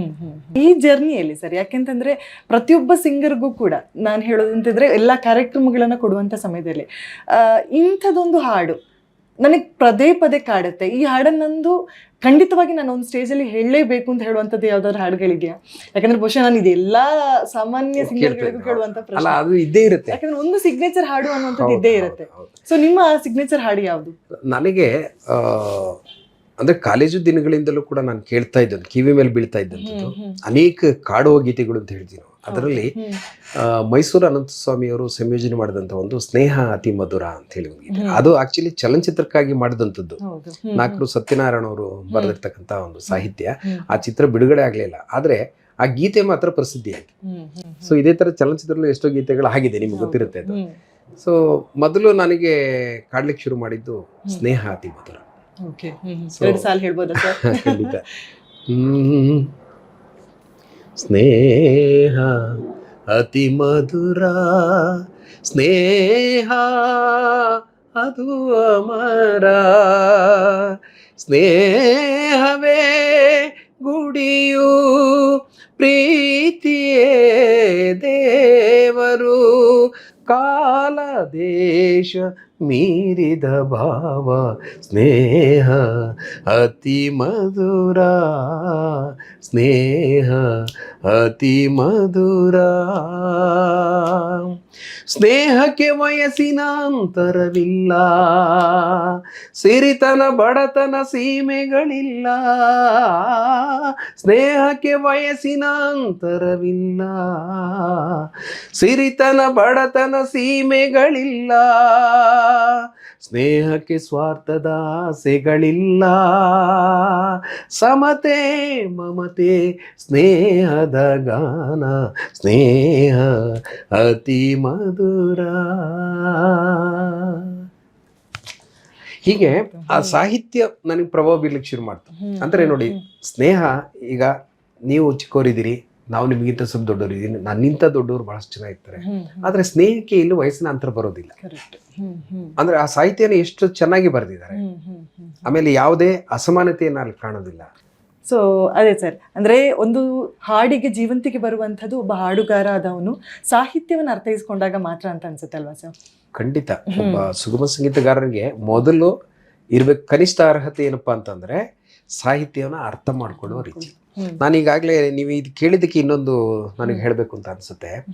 ಸುಗಮ ಸಂಗೀತಕ್ಕೆ ಇಲ್ಲಿವರೆಗೂ ಒಂದು ಪಠ್ಯ ಇಲ್ಲ, ಅಂದ್ರೆ ಸಿಲೆಬಸ್ ಇಲ್ಲ. ನೀವು ಶಾಸ್ತ್ರೀಯ ಸಂಗೀತದಲ್ಲಿ ನೋಡಿ, ಪ್ರತಿಯೊಂದಕ್ಕೂ ಜೂನಿಯರು, ಸೀನಿಯರು, ವಿದ್ವತ್ ಅಂತ ಒಂದು ಸಿಲೆಬಸ್ ಇದೆ. ಆ ವಿದ್ವತ್ತನ್ನ ನೀವು ಗಳಿಸ್ಕೊಂಡ್ರೆ ನಿಮ್ಗೊಂದು ಅರ್ಹತಾ ಸರ್ಟಿಫಿಕೇಟ್ ಸಿಗುತ್ತೆ, ಪ್ರಮಾಣ ಪತ್ರ ಸಿಗುತ್ತೆ. ಆದ್ರೆ ನಮ್ಮ ಸುಗಮ ಸಂಗೀತದಲ್ಲಿ ಇಲ್ಲಿವರೆಗೂ ಕೂಡ ಅಂಥದ್ದೊಂದು ವ್ಯವಸ್ಥೆ ಇಲ್ಲ. ಈ ವ್ಯವಸ್ಥೆ ಬರಬೇಕು ಅಂತ ಹೇಳಿ ನಾನು ನಮ್ಮ ಅಖಿಲ ಕರ್ನಾಟಕ ಸುಗಮ ಸಂಗೀತ ಸಂಸ್ಥೆಗಳ ಒಕ್ಕೂಟದ ಅಧ್ಯಕ್ಷನಾಗಿದ್ದ ಸಂದರ್ಭದಲ್ಲಿ ಅನೇಕ ಕಮ್ಮಟಗಳನ್ನು ಮಾಡಿದ್ವಿ, ವಿಚಾರ ಮಂಥನಗಳನ್ನು ಮಾಡಿದ್ವಿ. ಮತ್ತು ಸಂಗೀತ ನೃತ್ಯ ಅಕಾಡೆಮಿ ಸದಸ್ಯನಾಗಿದ್ದಲು ಕೂಡ ಒಂದು ದಿನದ ರಾಜ್ಯ ಮಟ್ಟದ ವಿಶೇಷ ಒಂದು ಸಮಾವೇಶವನ್ನು ಕೂಡ ಆಯೋಜನೆ ಮಾಡಿದ್ವಿ. ಎಲ್ಲರೂ ಕೂಡ ಒಂದು ಒಳ್ಳೆಯ ಅಭಿಪ್ರಾಯವನ್ನು ಕೊಟ್ಟಿದ್ದಾರೆ, ಇದು ಆಗಬೇಕು ಅಂತೇಳಿ. ಯಾಕೆಂದರೆ ಇದು ಕಲಿತಂತಹ ಏನು ಹೇಳ್ತೀವಿ ಶಿಷ್ಟಾಚಾರದ ಒಂದು ವ್ಯವಸ್ಥೆ ಇದು. ಅವಿದ್ಯಾವಂತರು ಮಾಡುವಂತ ವ್ಯವಸ್ಥೆ ಅಲ್ಲ ಇದು. ವಿದ್ಯಾವಂತರು ಇರ್ತಕ್ಕಂಥ ಈ ವ್ಯವಸ್ಥೆನಲ್ಲಿ ಅದಕ್ಕೊಂದು ಪಠ್ಯ ಕ್ರಮ ಬೇಕಲ್ಲ. ಅದು ಯಾಕೆ ಇಲ್ಲಿವರೆಗೂ ಆಗಿಲ್ಲ ಅನ್ನೋದೇ ಒಂದು ಆಶ್ಚರ್ಯಕರವಾದಂತಹ ಸಂಗತಿ. ಆದ್ರೆ ಯಾಕೆ ಆಗಿಲ್ಲ ಅನ್ನೋದಕ್ಕಿಂತ ಯಾಕೆ ಮಾಡಬಾರ್ದು ಅಂತ ಒಂದು ಪ್ರಯತ್ನ ಮಾಡೋದೇ ನಮ್ಮ ಕೆಲಸ ಆಗ್ಬೇಕು ಅನ್ನೋದು ನನ್ನ ಉದ್ದೇಶ. ಹಾಗಾಗಿ ನನಗೆ ಅವಕಾಶ ಸಿಕ್ಕಾಗೆಲ್ಲ ಆ ಒಂದು ಪ್ರಯತ್ನವನ್ನ ಮಾಡಿದ್ದೇನೆ. ಆದ್ರೆ ಅದು ಪೂರ್ಣ ಫಲ ಇನ್ನೂವರೆಗೂ ಸಿಕ್ಕಿಲ್ಲ. ಎಲ್ಲೋ ಪ್ರೊಫೆಷನ್ ಆಗಿ ತಗೊಳ್ಳೋವರೆಗೂ ಕೂಡ ಅಲ್ವಾ ಇದು ಒಂದು ಸ್ಫೂರ್ತಿ ಅಳಕಿದೆ. ಈಗ ನಮ್ಮಲ್ಲಿ ನೀವು ಈ ಒಳ್ಳೆ ಪ್ರಶ್ನೆ ಕೇಳಿದ್ರಿ ನನಗೆ. ನಾವಿಲ್ಲಿ ಹೋದ್ರೆ ಬದುಕನ್ನು ಕಟ್ಕೊಳ್ಳಿಕ್ ಆಗುತ್ತಾ ಅನ್ನೋ ಅಳುಕು ನಮ್ಮಲ್ಲಿ ಕಾಡ್ತಾ ಇದೆ. ನನ್ನನ್ನು ಒಳಗೊಂಡಂತೆ ಪ್ರಾರಂಭದ ದಿನಗಳಲ್ಲಿ ಧೈರ್ಯ ಮಾಡ್ಲಿಕ್ಕೆ ಆಗ್ಲಿಲ್ಲ. ಅಂದ್ರೆ ಪೂರ್ಣ ಪ್ರಮಾಣದಲ್ಲಿ ನಾನು ಸಂಗೀತದಲ್ಲಿ ಹೋಗ್ತೀನಿ ಅಂತ ಹೇಳಿಕ್ ನನಗೆ ಆ ಒಂದು ಧೈರ್ಯ ಇರ್ಲಿಲ್ಲ. ಹಾಗಾಗಿ ನಾನು ಮೊದಲು ನಾನು ವೃತ್ತಿಯನ್ನ ಪ್ರಾರಂಭಿಸಿ ಬದುಕನ್ನ ಒಂದಷ್ಟು ಮಟ್ಟಿಗೆ ನಾನು ಸಾಗಿಸ್ಬೋದು ಅಂತೇಳಿ ಒಂದು ಧೈರ್ಯ ಬಂದ ಮೇಲೆ ಆಮೇಲೆ ಈ ಕಡೆ ವಾಲಿತು. ಸೊ ಅದ್ರ ಬದಲು ನಿಮ್ಗೆ ಇಲ್ಲೇ ಒಂದು ಅರ್ಹತೆ ಇದೆ, ಇಲ್ಲಿ ಒಂದು ಕ್ವಾಲಿಫಿಕೇಶನ್ ಇದೆ, ಇದನ್ನೇ ಪಡ್ಕೊಂಡು ಇದರಲ್ಲೇ ನಾವು ವೃತ್ತಿ ಪಡ್ಕೊಳ್ಬಹುದು ಅನ್ನೋ ಒಂದು ಗ್ಯಾರಂಟಿ ಸಿಕ್ಕಾಗ ಖಂಡಿತ ವಿದ್ಯಾರ್ಥಿಗಳು ಮುಂದೆ ಬರ್ತಾರೆ, ಅಥವಾ ನನ್ನಂತವ್ರಿಗೂ ಒಂದು ಧೈರ್ಯ ಬರುತ್ತೆ ಈ ಕ್ಷೇತ್ರದ ಮುಂದುವರಿಲಿಕ್ಕೆ. ಇದು ವ್ಯವಸ್ಥೆ ಆಗಬೇಕು ಅನ್ನುವಂಥದ್ದು ನನ್ನ ಒಂದು ಅಭಿಲಾಷೆ. ಪ್ರಯತ್ನ ಅಂತೂ ನಡೆದಿದೆ, ನೋಡೋಣ ಮುಂದೆ ಎಲ್ಲರ ಸಹಕಾರ. ಒಳ್ಳೆ ಯೋಚನೆಗಳಿದೆ ನಿಮ್ಮಲ್ಲಿ. ಸೊ ಮಾತುಕತೆ ಮುಂದುವರಿಸುವ ಅದಕ್ಕಿಂತ ಮುಂಚೆ ಒಂದು ಸಣ್ಣ ರೌಂಡ್ ಇದೆ, ಚಿತ್ರ ನೋಡಿ ಮಾತನಾಡಿ ಅಂತ ಹೇಳಿ ಈ ರೌಂಡಿನ ಹೆಸರು. ಸೊ ಒಂದಷ್ಟು ಚಿತ್ರಗಳನ್ನ ನಾನು ತೋರಿಸ್ತೇನೆ, ಅದು ನಿಮಗೆ ತೀರಾ ಪರಿಚಿತರಾಗಿರ್ತಾರೆ. ಸೊ ಅವರ ಬಗ್ಗೆ ನಿಮಗೆ ಅನಿಸಿದಂತಹ ಒಂದು ಅಭಿಪ್ರಾಯ ಅಥವಾ ಆ ಕ್ಷಣಕ್ಕೆ ಹುಟ್ಟಿದಂತ ಮಾತನ್ನ ಹೇಳ್ತೇನೆ. ಮೊದಲಿಗೆ ನಮ್ಮ ಗುರುಗಳದೇ ತೋರಿಸಿದ್ರೆ ಮೊದಲನೇ ಜಿ.ವಿ. ಅತ್ರಿಯವರು. ಬಹುಶಃ ಸುಗಮ ಸಂಗೀತ ಕ್ಷೇತ್ರ ಇವತ್ತು ಇಷ್ಟೊಂದು ಪ್ರವರ್ಧಮಾನದಲ್ಲಿ ಇದೆ ಅಂತಂದ್ರೆ ಅದಕ್ಕೆ ಮೂಲ ಕಾರಣ ಜಿ.ವಿ. ಅತ್ರಿಯವರು ಕೂಡ. ನಮ್ಮ ಪರಂಪರೆ ಏನಿದೆಯಲ್ಲ, ಮೈಸೂರು ಅನಂತ ಸ್ವಾಮಿ ಇರ್ಬೋದು, ಅದಕ್ಕೆ ಮುಂಚೆ ಪಿ ಕಾಳಿಂಗರಾವ್ ಇರ್ಬೋದು, ಸಿ ಅಶ್ವಥ್ ಅವರು, ಈ ಎಲ್ಲ ಪರಂಪರೆಯನ್ನ ಮುಂದುವರ್ಸ್ಕೊಂಡು ಬರ್ತಾ ಮುಂದೆ ಕಂಡಂತವ್ರು ನಮಗೆ ಜಿ.ವಿ. ಅತ್ರಿಯವರು. ಅವರು ಸಂಘಟನಾತ್ಮಕವಾಗಿ ಹೇಗೆ ನಮ್ಮ ಸುಗಮ ಸಂಗೀತವನ್ನ ಬೆಳೆಸ್ಬೋದು ಅಂತ ಮೊಟ್ಟ ಮೊದಲಿಗೆ ಕನ್ನಡ ಸಂಗೀತ ಸಮ್ಮೇಳನ ಅಂತ ಹೇಳಿ ಪ್ರಾರಂಭ ಮಾಡಿದಂಥವ್ರು. ಜಿಲ್ಲಾವಾರು ಈ ಸಮ್ಮೇಳನಗಳ, ಇವತ್ತು ನೀವೇನು ಸಾಹಿತ್ಯ ಸಮ್ಮೇಳನ ನೋಡ್ತಾ ಇದ್ದೀವಿ ಅಥವಾ ಈಗೇನು ನಾವು ಸುಗಮ ಸಂಗೀತ ಸಮ್ಮೇಳನಗಳನ್ನ ಮಾಡ್ತಾ ಇದ್ದೀವಿ, ಅದಕ್ಕೆ ಸುಗಮ ಸಂಗೀತಕ್ಕೆ ಭದ್ರ ಬುನಾದಿಯನ್ನ ಕೊಟ್ಟವರು ಈ ತರ ಸಂಘಟನಾತ್ಮಕ ಮಾಡ್ಬೋದು ಅಂತ ಹೇಳಿ ಜಿ.ವಿ. ಅತ್ರಿಯವರು. ಅಂದ್ರೆ ಅಂತ ಒಂದು ಛಲವಾದಿ ವ್ಯಕ್ತಿತ್ವ ಸಂಯೋಜನೆಯಲ್ಲಿ ಇರ್ಬೋದು, ಹಾಡುಗಾರಿಕೆಯಲ್ಲಿ ಇರ್ಬೋದು, ಸಂಘಟಿಸೋದ್ರಿರ್ಬೋದು. ಇವತ್ತು ನಮ್ಮ ಬೆಂಗಳೂರಿನಲ್ಲಿ ಸುಗಮ ಸಂಗೀತ ಕ್ಷೇತ್ರದಲ್ಲಿ ಯಾರೆಲ್ಲ ಕೆಲಸ ಮಾಡ್ತಾ ಇದ್ದಾರೆ ಅಂತ ನೀವು ಭಾವಿಸ್ಕೊಳ್ತಿರೋ ಅದರಲ್ಲಿ 90% ನಮ್ಮ ಜಿ.ವಿ. ಅತ್ರಿಯವರ ಬಳಗದಿಂದ ಬಂದಂತವ್ರು ಅಥವಾ ಅವರ ಗರಡಿಯಲ್ಲೇ ಬೆಳೆದಂತವ್ರು, ನನ್ನನ್ನು ಒಳಗೊಂಡಂತೆ. ನಾನು ಅದನ್ನೇ ಕೇಳ್ಬೇಕಿತ್ತು. So ನೆನಪಿದ್ಯಾ sir? ಯಾಕಂದ್ರೆ ಅವರ ಗಾಯನವನ್ನ ನಾವು ಯಾವ ಪರೆಯಲ್ಲಿ ಹೇಳಿದ್ರು ಕೂಡ ಕಮ್ಮಿ ಅಂತ ಹೇಳಿ ಅನ್ಸುತ್ತೆ, ಯಾಕಂದ್ರೆ ಅತಿ ಬೇಗವಾಗಿ ಅವ್ರದ್ದು ನಮ್ಮನ್ನ ಅಗಲಿದ್ರು. ಸೊ ಅವ್ರ ಜೊತೆಗೆ ನೀವಿದ್ದು ಕಲ್ತಂತಹ ಪಾಠಗಳು ಯಾವ್ದಾದ್ರು ನೆನಪಿಗೆ ಬರುತ್ತೆ? ಅವರು ಕ್ಲಾಸ್ ಮಾಡಿದಂತ ರೀತಿ ಆಗಿರ್ಬೋದು, ಅಥವಾ ಅದನ್ನು ನೀವು ಅನುಕರಿಸ್ಕೊಂಡು ಹೋಗ್ತಾ ಇರುವಂತ ರೀತಿ ಆಗಿರ್ಬೋದು? ಖಂಡಿತ ನಾವು ಅವರಿಂದ ನೇರವಾಗಿ ಕಲ್ತಿದ್ದು ಏನಿದೆಯಲ್ಲ, ಶಿಸ್ತಿದೆಯಲ್ಲ, ಇವತ್ತು ನಾವು ಅಳವಡಿಸ್ಕೊಂಡು ಹೋಗ್ತಾ ಇರೋದು ಅದೇನೆ. ನಮ್ಗೇನು ವಿಶೇಷವಾಗಿ ಏನೋ ನಮ್ಮ ಸೃಷ್ಟಿ ಮಾಡ್ಕೊಂಡಿದೀವಿ ನಾನು ಹೇಳ್ತಾ ಇಲ್ಲ. ಜಿ ವಿ ಅತ್ರಿ ಅವರು ಅವರೊಬ್ಬ ಸಂಘಟನಾ ವ್ಯಕ್ತಿತ್ವ ಇತ್ತಲ್ಲ, ಅದೇ ವ್ಯಕ್ತಿತ್ವ ನಮ್ಮಲ್ಲಿ ಇವತ್ತು ಸಂಘಟನೆಯಲ್ಲಿ ಮುಂದುವರಿತಾ ಇದೆ. ನಾವೇನಾದ್ರೂ ಒಂದು ದೊಡ್ಡ ಮಟ್ಟದಲ್ಲಿ ಕಾರ್ಯಕ್ರಮನ ಆಯೋಜನೆ ಮಾಡ್ತಾ ಇದೀವಿ ಅಂದ್ರೆ ಅವ್ರು ಹಾಕಿ ಕೊಟ್ಟಂತ ಹಾದಿ. ಸಂಯೋಜನೆಯಲ್ಲಿ ಏನಾದ್ರು ಮಾಡ್ತಾ ಇದೀವಿ ಅಂದ್ರೆ ಅದಕ್ಕೂ ಕೂಡ ಅವರು ಅದ್ಭುತವಾದ ಸಂಯೋಜಕರು. ಒಳ್ಳೊಳ್ಳೆ ಭಕ್ತಿಗೀತೆಗಳನ್ನ ಮತ್ತೆ ಭಾವಗೀತೆಗಳನ್ನ ಸಂಯೋಜನೆ ಮಾಡಿದ್ದಾರೆ. ಸೊ ಹಾಗೆ ಸಂಘಟನೆ ಮಾಡಲಿ ಅವರಲ್ಲಿ ಇದ್ದಂಥ ಶಿಸ್ತು ಬಹುಶಃ ಆ ಸಂದರ್ಭದಲ್ಲಿ ಯಾರು ಮಾಡ್ತಿರ್ಲಿಲ್ಲ. ಸುಗಮ ಸಂಗೀತಕ್ಕೆ ನಾವು ಈ ದೊಡ್ಡ ಮಟ್ಟದಲ್ಲಿ ಒಂದು ವೇದಿಕೆಯಲ್ಲಿ, ಉದಾಹರಣೆಗೆ ರವೀಂದ್ರ ಕಲಾಕ್ಷೇತ್ರದಂಥ ವೇದಿಕೆಯಲ್ಲಿ ಸಂಘಟನಾತ್ಮಕವಾಗಿ ಹೇಗೆ ಬೆಳೆಸ್ಬೋದು ಅನ್ನೋ ತೋರಿಸ್ಕೊಟ್ಟರು ಜಿ ವಿ ಅತ್ರಿ ಅವರು. ಅಂದರೆ ಅದಕ್ಕೂ ಮುಂಚೆ ಈಗ ನಾನೊಬ್ಬ ಗಾಯಕ, ನೀವೆಲ್ಲಾದ್ರೂ ಕಾರ್ಯಕ್ರಮ ಕರೆದು ಹಾಡ್ತಾ ಇದ್ವಿ, ನಾವು ಮನೆ ಪ್ರಾಕ್ಟೀಸ್ ಮಾಡ್ತಾ ಇದ್ವಿ, ಇಷ್ಟಕ್ಕೆ ಸೀಮಿತ ಆಗಿತ್ತು. ಅದನ್ನ ಹೇಗೆ ನಾವೇ ಒಂದು ವೇದಿಕೆ ಸೃಷ್ಟಿ ಮಾಡಿ ಜನಸಾಮಾನ್ಯರನ್ನ ಆ ಕಡೆ ಸೆಳೆಯೋದು ಹೇಗೆ ಅಂತ ಹೇಳಿ ಮೊದಲು ಬುನಾದಿ ಹಾಕೊಟ್ಟಂತರು ನಮ್ಮ ಗುರುಗಳಾದ ಜಿ ವಿ ಅತ್ರಿ ಅವರು.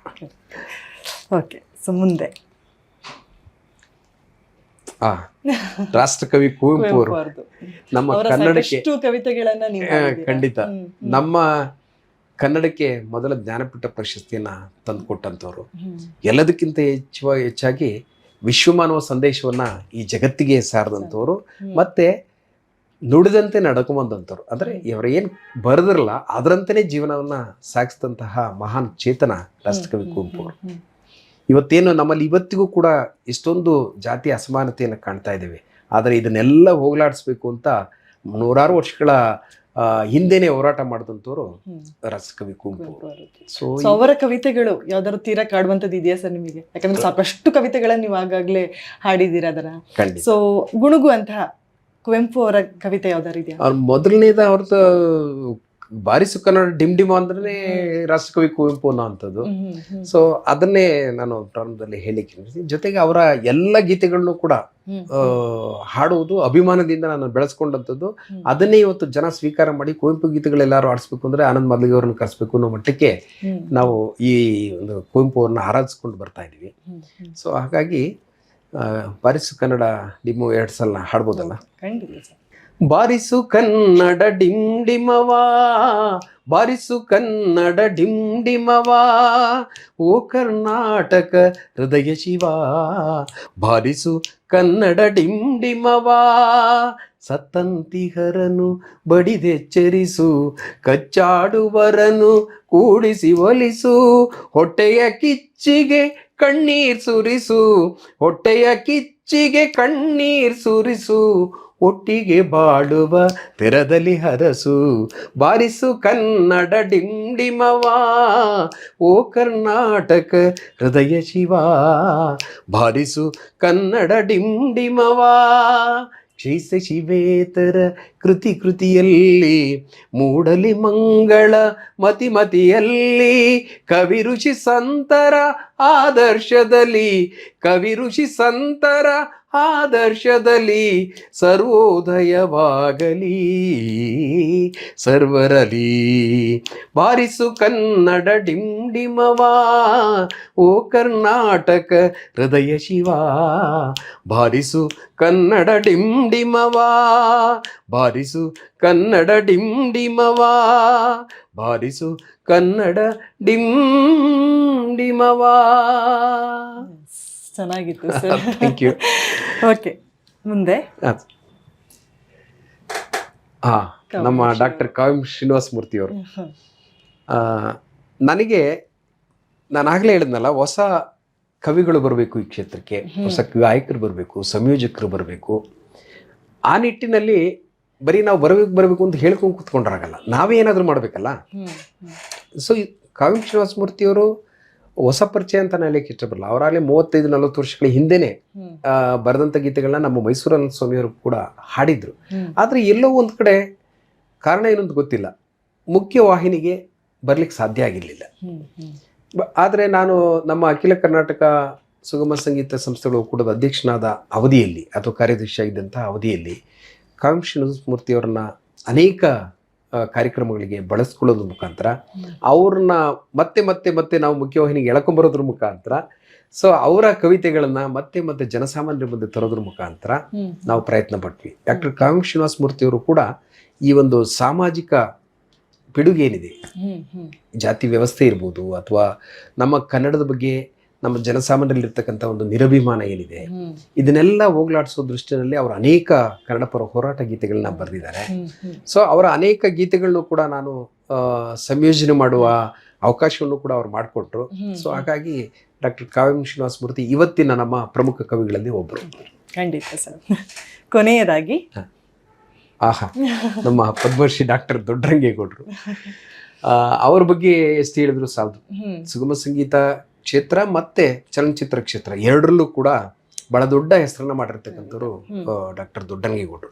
ಅಂದ್ರೆ ಅವ್ರ ಜನಪರ ಕವಿ ಅಂತ ಹೇಳಲಿಕ್ಕೆ ನಾನು ಇಷ್ಟಪಡ್ತೀನಿ. ಯಾಕೆಂದ್ರೆ ಜನಸಾಮಾನ್ಯರ ನೆಲ ಸಂಸ್ಕೃತಿಯ ನೆಲದನಿಯನ್ನ ಜನಸಾಮಾನ್ಯರಿಗೆ ತಲುಪಿಸೋ ಪ್ರಯತ್ನ ಮಾಡಿದಂತಹ ಒಂದು ಗಟ್ಟಿ ದನಿ ಯಾವ್ದಾದ್ರು ಇದ್ರೆ ಅದು ಡಾಕ್ಟರ್ ದೊಡ್ಡರಂಗೇಗೌಡರು. ಒಬ್ಬ ರೈತನ ಭಾವನೆಗಳೇನಿದೆಯಲ್ಲ ಅಥವಾ ಜನಸಾಮಾನ್ಯರ ನೋವು ನಲಿವುಗಳೇನಿದೆಯಲ್ಲ, ದಿನನಿತ್ಯದ ಜೀವನ ಹೇಗಿದೆಯಲ್ಲ, ಅದನ್ನ ಇದನ್ನ ಸಾಹಿತ್ಯ ರೂಪದಲ್ಲಿ ಕಟ್ಟಿಕೊಡುವಂತ ಒಂದು ಭಾಷೆ, ಜನಪದೀಯ ಭಾಷೆಯಲ್ಲಿ ಗೀತೆಗಳನ್ನ ಕಟ್ಟಿಕೊಡುವಂಥ ಶಕ್ತಿ ದೊಡ್ಡರಂಗೇಗೌಡರಿದೆ. ಅವರ ಅನೇಕ ಗೀತೆಗಳು ಚಲನಚಿತ್ರದಲ್ಲಿ ಇರ್ಬೋದು ಅಥವಾ ಸುಗಮ ಸಂಗೀತ ಕ್ಷೇತ್ರದಲ್ಲಿ ಇರ್ಬೋದು ಪ್ರಸಿದ್ಧಿಯನ್ನು ಪಡ್ಕೊಂಡಿರ್ತಕ್ಕಂಥದ್ದು. ನಮ್ಮ ನಾಡಿನ ಪ್ರಬುದ್ಧ ಮತ್ತು ಹೆಮ್ಮೆಯ ಕವಿ ಡಾಕ್ಟರ್ ದೊಡ್ಡರಂಗೇಗೌಡರು. ಅವರ ಸಮೀಪ ಕೂಡ ನನಗೆ ಸಿಕ್ಕಿದಂಥದ್ದು ನಾನು ಸೌಭಾಗ್ಯ ಅಂತ ಹೇಳಿ ಭಾವಿಸ್ಕೊಳ್ತೇನೆ. ಎಲ್ಲೋ ಒಂದು ಅದೃಷ್ಟ ಅಂತ ಅನ್ಸುತ್ತಲ್ಲ. ಖಂಡಿತ ಖಂಡಿತ. ಇಂಥ ಹಿರಿಯ ನಾವು ಕನಸಲ್ಲೂ ಕಂಡಿರ್ಲಿಲ್ಲ. ಅಂದ್ರೆ ನಾವು ಬಂದಂತ ಒಂದು, ನಾವು ಕೂಡ ಅತ್ಯಂತ ರೈತಾಪಿ ಕುಟುಂಬದಿಂದ ಬಂದು ಇವತ್ತು ಇಂತಹ ಮಹಾನ್ ಕವಿಗಳ ಒಂದು ಸಾಮೀಪ್ಯವನ್ನು ಪಡೆಯುವಂಥದ್ದು ದೊಡ್ಡರಂಗೇಗೌಡರಿಂದ ಹಿಡಿದು ನಮ್ಮ ಸುಗಮ ಸಂಗೀತ ಕ್ಷೇತ್ರದ ಅನೇಕ ಹಿರಿಯ ಕವಿಗಳು, ಅವರೆಲ್ಲರ ಸಾಮೀಪ್ಯ ಸಿಕ್ಕಂಥದ್ದು ನಮಗೆಲ್ಲ ಒಂದ್ ಕಡೆ ಅದೃಷ್ಟ ಮತ್ತು ಸೌಭಾಗ್ಯ ಅಂತ ಹೇಳಿ ನಾನು ಭಾವಿಸ್ಕೊಂಡಿದ್ದೆ. ಖಂಡಿತ ಸರ್. ಇನ್ನೊಂದು ಮಾತು ಕೇಳಲೇಬೇಕು. ಯಾಕಂತಂದ್ರೆ ಎಲ್ಲೋ ಹಾಡು ಹುಟ್ಟುವಂಥದ್ದು ಅನ್ನುವಂಥದ್ದು ನಮ್ಮ ಪರಿಸರದ ಮೂಲಕ ಅಂತಾನೆ ಹೇಳ್ಬೋದು. ಯಾಕಂದ್ರೆ ನೀವು ಆಗ್ಲೇ ಮಾತಾಡ್ತಾ ಹೇಳಿದ್ರಿ ಹಳ್ಳಿಯ ಸೊಬಗಾಗಿರ್ಬೋದು, ಅಲ್ಲಿಯ ನಾಟಕ ಗೀತೆಗಳಾಗಿರ್ಬೋದು. ಸೊ ಇದನ್ನೇ ನೀವು ಕೇಳ್ತಾ ಬೆಳೀತಿದ್ದವರು. ಸೊ ನಿಮ್ಮ ಬಾಲ್ಯವನ್ನು ಒಮ್ಮೆ ರಿವರ್ಸ್ ಬ್ಯಾಕ್ ಮಾಡಿ ನೋಡ್ಬೋದಾ ಸರ್? ಯಾಕಂದ್ರೆ ನಿಮ್ಮ ಬಾಲ್ಯ ಹಾಸನ ಜಿಲ್ಲೆ ಆಗಿರ್ಬೋದು, ಸೊ ಅಲ್ಲಿಯ ನಿಮ್ಮ ಊರಿನ ಪರಿಸರ, ಅಲ್ಲಿಯ ನೇಚರ್, ನಿಮ್ಮ ವ್ಯೂ ಆಗಿರ್ಬೋದು, ಸೊ ಯಾವ ರೀತಿ ಆಗಿತ್ತು ನಿಮ್ಮ ಬಾಲ್ಯದ ಒಡನಾಟ? ಯಾವ ತರ ಇತ್ತು ನಿಮ್ಮ ಊರಿನ ಜೊತೆಗೆ? ಖಂಡಿತ. ನನಗೆ ಇವತ್ತು ಕೂಡ ಇಲ್ಲಿ ನೀವು ಹೇಳಿದ ತಕ್ಷಣ ನೆನೆಸ್ಕೊಂಡ್ರೆ ನನ್ನ ಜೀವನ ಅದು ಚೆನ್ನಾಗಿತ್ತು ಅಂತ ಅನಿಸುತ್ತೆ ಹೊರತು ಈಗಿರೋದಲ್ಲ. ಯಾಕೆ ಅಂತಂದ್ರೆ ಬಡತನ ಇರ್ಬೋದು, ಆದ್ರೆ ಸಿರಿತನಕ್ಕೆ ಹೃದಯ ಶ್ರೀಮಂತಿಕೆಗೆ ಕೊರತೆ ಇರ್ಲಿಲ್ಲ. ಈಗ ಎಲ್ಲವನ್ನೂ ಕೊಟ್ಟಿದ್ದಾರೆ, ಆದ್ರೆ ಅದನ್ನ ಅನುಭವಿಸುವ ಒಂದು ವಾತಾವರಣ ಈಗ ಜನಸಾಮಾನ್ಯರಲ್ಲಿಲ್ಲ.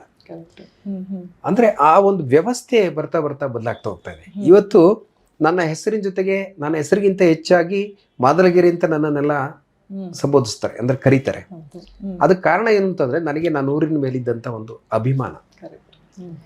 ನಾವು ಹುಟ್ಟಿದ ಊರಿಗೆ ಅಥವಾ ನಮ್ಮ ತಂದೆ ತಾಯಿಗಳಿಗೆ, ಇವತ್ತು ನಮ್ಮ ತಂದೆ ತಾಯಿ ಈ ಕ್ಷೇತ್ರದಲ್ಲಿ ಜೀವನ ಕಟ್ಟಿಕೊಂಡು ಬದುಕ್ತಾ ಇದ್ದಾರೆ, ಒಂದು ಒಳ್ಳೆ ಹೆಸರು ಮಾಡ್ತಾ ಇದ್ದಾರೆ ಅಂತಂದ್ರೆ ಇದಕ್ಕೆಲ್ಲ ಅವರ ಒಂದು ಕೊಟ್ಟಂತ ಭಿಕ್ಷೆ. ಮತ್ತೆ ನಮ್ಮ ಊರಿನ ವಾತಾವರಣ, ನಮ್ಮ ಊರಿನ ಒಂದು ಸಂಸ್ಕಾರ, ನಮ್ಮ ಊರಿನಲ್ಲಿ ಇವತ್ತಿಗೂ ಕೂಡ ಒಂದು ಹೆಬ್ಬಾಗ್ಲಿದೆ. ಹೆಬ್ಬಾಗ್ಲಲ್ಲಿ ಒಂದು ಆಂಜನೇಯ ದೇವಸ್ಥಾನ ಇದೆ, ಸೋಮೇಶ್ವರ ದೇವಸ್ಥಾನ, ಮಹದೇಶ್ವರ ದೇವಸ್ಥಾನ, ಸುಮಲಿಂಗೇಶ್ವರ ದೇವಸ್ಥಾನ. ಅಂದ್ರೆ ಎಲ್ಲ ಸಂಸ್ಕಾರಗಳ ಸಂಸ್ಕೃತಿಯ ಒಂದು ತವರುಬೀಡು. ಹೊಯ್ಸಳರಿದ್ದಂಥ ಕಾಲದಲ್ಲಿ ಒಂದು ಹಳಗನ್ನಡದ ಲಿಪಿ ಕೂಡ ನಮ್ಮ ಊರಿನಲ್ಲಿದೆ. ಸೊ ಆ ಎಲ್ಲದರ ಹಿನ್ನೆಲೆನೋ ಏನೋ ಗೊತ್ತಿಲ್ಲ, ನಮ್ಮೂರಿನಲ್ಲಿ ಒಂದು ಪೌರಾಣಿಕ ನಾಟಕದ ಪರಂಪರೆ ನಡೀತಾ ಇತ್ತು. ಆ ನಾಟಕಗಳಲ್ಲಿ ಅಭಿನಯಿಸ್ತಾ ನಾಟಕದಲ್ಲಿ ನಮ್ಮೂರಿನ ಜನರು ಕೂಡ ಒಂದು ರೀತಿಯಲ್ಲಿ ಒಂದು ಸಂಸ್ಕಾರ ರೀತಿಯಲ್ಲಿ ಬೆಳ್ಕೊಂಡ್ ಬಂದಂಥದ್ದು, ಒಂದು ಬಾಂಧವ್ಯದ ರೀತಿಯಲ್ಲಿ ಇರ್ಬೋದು, ಎಲ್ಲ ರೀತಿಯಲ್ಲೂ ಕೂಡ. ಆದ್ರೆ ಇತ್ತೀಚೆಗೆ ಬದಲಾಗಿದೆ, ಬೇರೆ ವಿಚಾರ. ಆದ್ರೆ ನಮಗೆ ಸಿಕ್ಕಂತ ಆ ಒಂದು ಸಂಸ್ಕಾರ ಏನಿದೆಯಲ್ಲ, ಇವತ್ತು ನನಗೆ ಅದು ಆ ಹಳ್ಳಿಯ ಸಂಸ್ಕಾರನೇ ಬೇಕು. ಇವತ್ತಿಗೂ ಕೂಡ ನನ್ನ ಸಂಪರ್ಕ ಇದೆ, ನಾನು ಹೋಗ್ತಾ ಇರ್ತೀನಿ, ಬರ್ತಾ ಇರ್ತೀನಿ. ನಮ್ಮ ತಂದೆ ತಾಯಿ ಈಗಲೂ ಕೂಡ ಹಳ್ಳಿಯಲ್ಲಿದ್ದಾರೆ. ಅವ್ರು ಇವತ್ತಿಗೂ ಕೂಡ ಬೆವರು ಸುರಿಸಿ ನಮ್ಮನ್ನು ಸಾಕ್ತಾ ಇದ್ದಾರೆ ಹೊರತು ನಮ್ಮಿಂದ ಯಾವ ನಿರೀಕ್ಷೆ, ಅವ್ರು ಇವತ್ತಿಗೂ ಕೂಡ 80-90 ವರ್ಷ ನಮ್ಮ ತಂದೆ ತಾಯಿಗೆ, ಆದ್ರೆ ಇವತ್ತಿಗೂ ಕೂಡ ಅವ್ರು ನಮ್ಮಿಂದ ಯಾವುದೇ ನಿರೀಕ್ಷೆ ಇಟ್ಕೊಂಡಿಲ್ಲ. ಅಂದ್ರೆ ಅಂತಹ ಒಂದು ವಾತಾವರಣ, ಅಂತ ವಾತಾವರಣದಲ್ಲಿ ಹುಟ್ಟಿದ ನಾವು ಧನ್ಯರು, ಅಂತ ತಂದೆ ತಾಯಿಗಳನ್ನ ಪಡೆದ ನಾವೇ ಧನ್ಯರು, ಅಂತ ಊರಿನಲ್ಲಿ ಹುಟ್ಟಿದ ನಾನೇ ಧನ್ಯ ಅಂತ ಹೇಳಿ ಇಷ್ಟಪಡ್ತೇನೆ. ಎಲ್ರಿಗೂ ಆ ಸೌಭಾಗ್ಯ ಸಿಗಲ್ಲ ಅಲ್ವಾ? ಪರಿಸರದಲ್ಲಿ ಇದ್ದು ನಾವು ಕಲಿಯುವಂತ ಸಂಗೀತ ಇದೆ ಅಲ್ವಾ? ಅನೇಕ ಜನ ತೆಗಳೋರು ಜಾಸ್ತಿ ಇರ್ತದೆ ವ್ಯವಸ್ಥೆ ಒಳಗಡೆ. ಹೌದು ಹೌದು. ಸೊ ನೀವು ಆ ಜೊತೆಗೆ ನೀವು ರಂಗಭೂಮಿಯಲ್ಲಿ ಕೂಡ ಕೆಲಸ ಮಾಡ್ತಾ ಇದ್ರಿ ನಿಮ್ಮ ಬಾಲ್ಯದ ಸಮಯದಲ್ಲಿ. ಯಾಕೆ ಸಂಗೀತವೇ ನೆಕ್ಸ್ಟ್ ಪ್ರೊಫೆಷನ್ ಆಗಿ ಹೋಯ್ತು? ಯಾಕೆ ರಂಗಭೂಮಿ ಇಲ್ಲ? ಒಂದು ಮುಂದುವರೆದು ಭಾಗವಾಗಿ ಯೋಚನೆ ಮಾಡಿದೆ. ಅಂದ್ರೆ ಹೆಚ್ಚು ಹೆಚ್ಚು ಹೊಸ ಕವಿತೆಗಳನ್ನ ನಾವು ಎಲ್ಲಿ ಕಾಣ್ಲಿಕ್ಕೆ ಸಾಧ್ಯ ಆಗುತ್ತೆ? ಸುಗಮ ಸಂಗೀತದಲ್ಲಿ ಮಾತ್ರ ಹೊಸ ಕವಿತೆಗಳನ್ನ ಸಂಯೋಜನೆ ಮಾಡೋದಿರ್ಬೋದು, ಹಾಡೋದಿರ್ಬೋದು, ಅಥವಾ ಬದಲಾದ ಕಾಲಘಟ್ಟಕ್ಕೆ ಸಂದೇಶವನ್ನ ನೀಡುವಂಥದ್ದಿರ್ಬೋದು. ಇದು ಈ ಕ್ಷೇತ್ರದಲ್ಲಿ ಮಾತ್ರ ಸಾಧ್ಯ ಇದೆ ಅಂತ ಹೇಳಿ ನನಗನ್ನಿಸ್ತು. ಹಾಗಾಗಿ ಎಲ್ಲೋ ಒಂದ್ ಕಡೆ ಈ ಕ್ಷೇತ್ರಕ್ಕೆ ವಾಲಿದೆ ಅಷ್ಟೇ. ಆದ್ರೆ ರಂಗಭೂಮಿ ನಂಟು ಮತ್ತೆ ಸಂಪರ್ಕ ಇವತ್ತಿಗೂ ಕೂಡ ನನ್ನ ಸ್ನೇಹ ವಲಯ ಇರ್ತಕ್ಕಂಥದ್ದು, ಹಿರಿಯರ ಸಾಮೀಪ್ಯ ಇರ್ತಕ್ಕಂಥದ್ದು ನಮ್ಮ ಜನಪದರ ಜೊತೆ, ನಮ್ಮ ರಂಗಭೂಮಿ ಕಲಾವಿದರ ಜೊತೆ.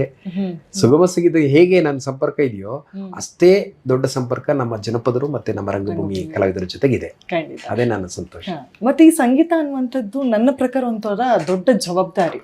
ಯಾಕಂತಂದ್ರೆ ಇದ್ರಲ್ಲಿ ಇರುವಂತಹ ಸಂಗೀತದ ಸಾಲುಗಳಾಗಿರ್ಬೋದು ಅಥವಾ ಹಾಡು ಆಗಿರ್ಬೋದು, ಸ್ವರಗಳಾಗಿರ್ಬೋದು, ಒಂದಲ್ಲ ಒಂದು ರೀತಿಯಲ್ಲಿ ಒಬ್ಬ ವ್ಯಕ್ತಿಗೆ ಪ್ರಭಾವ ಬೀರ್ತಾನೆ ಇರುತ್ತೆ ಅಂತ ಹೇಳ್ಬೋದು. ಯಾವ ರೀತಿ ಒಂದು ಹಾಡು ಮುಟ್ಟದ ಸೊಪ್ಪಿಲ್ಲ ಅಂತ ಹೇಳುವ ಹಾಗೆ ಹಾಡು ಕೇಳದ ವ್ಯಕ್ತಿಯೇ ಇಲ್ಲ ಈ ಜಗತ್ತಿನಲ್ಲಿ. ಸೊ ಈ ಜವಾಬ್ದಾರಿಯ ಬಗ್ಗೆ, ಒಬ್ಬ ಸಂಗೀತಗಾರನ ಜವಾಬ್ದಾರಿಯ ಬಗ್ಗೆ, ನಿಮ್ಮ ಜವಾಬ್ದಾರಿಯ ಬಗ್ಗೆ ನಿಮ್ಗೆ ಏನ್ ಅನ್ಸುತ್ತೆ ಸರ್? ಇದೀಗ ಸರಿಯಾದ ಪ್ರಶ್ನೆ. ಇದಕ್ಕೆ ಮೂಲ ಕಾರಣ ನೀವು ಆಗ್ಲೇ ಕೇಳಿದ್ರಲ್ಲ, ಸುಗಮ ಸಂಗೀತ ಯಾಕೆ ಆಯ್ಕೆ ಮಾಡ್ಕೊಂಡೆ ಅಂತ. ಇದೇ ಮೊದಲನೇ ಕಾರಣ. ಅಂದ್ರೆ ಒಂದು ಜವಾಬ್ದಾರಿ. ಈ ಸಮಾಜಕ್ಕೆ ನಾನು ಏನಾದ್ರೂ ಕೊಡ್ಬೇಕಾದ್ರೆ ಅಥವಾ ಸಮಾಜದ ಓರೆಕೋರೆಗಳನ್ನ ತಿದ್ದುವ ಪ್ರಯತ್ನ ಮಾಡ್ಬೇಕು ಅಂತ ಅಂದ್ರೆ ಒಬ್ಬ ಕಲಾವಿದನಾಗಿ, ಎಲ್ಲರೂ ಎಲ್ಲ ಸಮಾಜವನ್ನು ಪರಿವರ್ತನೆ ಮಾಡಕ್ ಆಗಲ್ಲ, ಬಟ್ ಪ್ರಯತ್ನ ನಾ ಹೇಳಿದ್ದು. ಎಷ್ಟೋ ಸಲ ನೀವು ಗಮನಿಸಿ, ಅನೇಕ ಗೀತೆಗಳನ್ನ ಕೇಳಿ ಜನ ಪರಿವರ್ತನೆ ಆಗಿರೋದುಂಟು. ಅವರ ಮನಸ್ಸಿನ ಭಾವನೆಗಳಿಗೆ ಸಾಂತ್ವನ ತಂದುಕೊಂಡಿರೋದುಂಟು. ಇನ್ನೇನು ಜೀವನನೇ ಬೇಡ ಅಂತ ಅನ್ನುವಂಥ ಪರಿಸ್ಥಿತಿಯಲ್ಲಿ ಅನೇಕ ಗೀತೆಗಳು ಅವರ ಜೀವನೋತ್ಸಾಹವನ್ನು ಹುಟ್ಟಿಸಿರೋದುಂಟು. ಅಂದ್ರೆ ಅಂತ ಶಕ್ತಿ ಸಂಗೀತಕ್ಕಿದೆ. ಇದ್ರ ಜೊತೆಗೆ ನಾನು ಹೇಳಿದ್ನಲ್ಲಾಗಲೇ, ಇವತ್ತಿನ ನಾವೇನಾದರೂ ಈ ಜನಗಳಿಗೆ ಏನಾದ್ರು ಕೊಡಬೇಕು ಅಂತ ಅಂದರೆ ಒಳ್ಳೆ ಸಾಹಿತ್ಯವನ್ನು ಆಯ್ಕೆ ಮಾಡ್ಕೋಬೇಕು. ಒಳ್ಳೆ ಸಾಹಿತ್ಯ ಎಲ್ಲಿಂದ ಸಿಗುತ್ತೆ ನಿಮಗೆ? ಇರ್ತಕ್ಕಂಥ ಸದ್ಯದ ಪರಿಸ್ಥಿತಿಯಲ್ಲಿ ಸಾಹಿತ್ಯ ವಲಯದಲ್ಲಿ, ಸಾಹಿತ್ಯ ವಲಯಕ್ಕೆ ಹತ್ತಿರ ಇರ್ತಕ್ಕಂಥ ಸಂಗೀತ ಸುಗಮ ಸಂಗೀತ. ಹಾಗಾಗಿ ಈ ಎರಡರ ಸಂಬಂಧ ನನಗೆ ಈ ಕಡೆ ಸಾಹಿತ್ಯಗಳ ಬಗ್ಗೆ ಇದ್ದಂಥ ಅಭಿಮಾನ, ಕನ್ನಡದ ಬಗ್ಗೆ ಇದ್ದಂಥ ಒಂದು ಅಭಿಮಾನ, ಆ ಎರಡನ್ನೂ ಸಮೀಕರಿಸಿ ಜನಸಾಮಾನ್ಯರಿಗೆ ಏನಾದ್ರು ಕೊಡ್ಲಿಕ್ಕೆ ಸಾಧ್ಯ ಇರತಕ್ಕಂಥದ್ದು ಸುಗಮ ಸಂಗೀತದಲ್ಲಿ. ಈ ಕಾರಣಕ್ಕೋಸ್ಕರ ನಾನು ನಮ್ಮ ಸುಗಮ ಸಂಗೀತ ಕ್ಷೇತ್ರವನ್ನು ಆಯ್ಕೆ ಮಾಡ್ಕೊಂಡೆ. ಸರಿ ಸರ್, ಮುಂದುವರಿಸುವ. ಇನ್ನೂ ಒಂದು ಗೇಮ್ ಇದೆ. ಸೊ ಇದೇನಪ್ಪಾ ಅಂತಂದ್ರೆ, ನಾನು ಒಂದಷ್ಟು ಚಿತ್ರಗಳನ್ನ, ಅದು ಒಂದು ವಸ್ತುವಿನ ಚಿತ್ರ ಆಗಿರ್ಬೋದು ಅಥವಾ ಒಂದು ಸಂದರ್ಭದ ಚಿತ್ರ ಆಗಿರ್ಬೋದು, ಸೊ ಅದನ್ನ ನೋಡಿ ಆ ಕ್ಷಣಕ್ಕೆ ಹುಟ್ಟುವಂತ ಹಾಡು, ಚಿತ್ರ ನೋಡಿ ಹಾಡು ಅಂತ ಹೇಳಿ. ಓಕೆ, ಸೊ ಮೊದಲ ಚಿತ್ರ ಟೆಲಿಫೋನ್ ಕೊಟ್ಟಿದ್ರಿ. ಪ್ರೀತಿಯ ಕರೆ ಕೇಳಿ, ಆತ್ಮನ ಮೊರೆ ಕೇಳಿ, ನೀ ಬಂದು ನಿಂದಿಲ್ಲಿ ದೀಪ ಹಚ್ಚ.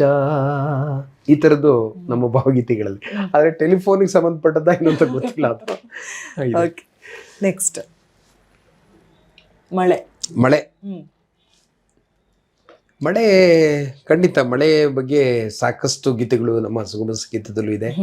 ಆಮೇಲೆ ಚಲನಚಿತ್ರ ಗೀತೆಗಳಲ್ಲೂ ಕೂಡ ಇದೆ.